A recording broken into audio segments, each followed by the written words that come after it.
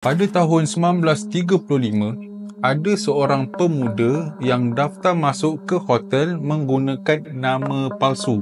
Tapi selepas beberapa hari, pemuda tersebut dijumpai diseksa dengan kejam di dalam sebuah bilik yang dikunci daripada luar. Apa yang berlaku selepas tu kekal sebagai salah satu misteri pembunuhan yang paling pelik di dalam sejarah Amerika. Inilah kisah pembunuhan yang mengerikan Artemus Ogletree. Pada tahun 1935, ada seorang pemuda yang bernama Roland T. Owen daftar masuk di sebuah hotel presiden yang berlokasi di Kansas City.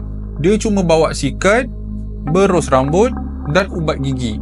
Tiada beg dan tiada pakaian tambahan. Pekerja hotel menyedari bahawa dia mempunyai satu perangai yang agak pelik.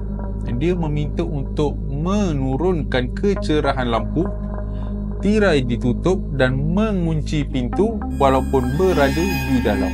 Pembantu rumah yang bernama Mary Soptic sering kelihatan Owen di dalam keadaan yang sangat gelisah. Pernah pada satu hari, Mary Soptic ini terdengar suara Owen berkata, "Don, aku tidak mahu makan."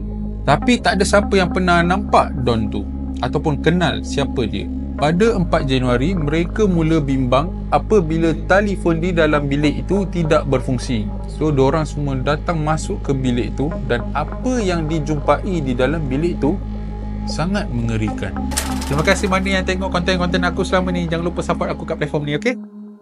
Ogletree ditemui di dalam keadaan yang sangat parah. Dia dipukul, ditikam dan diikat dengan tali.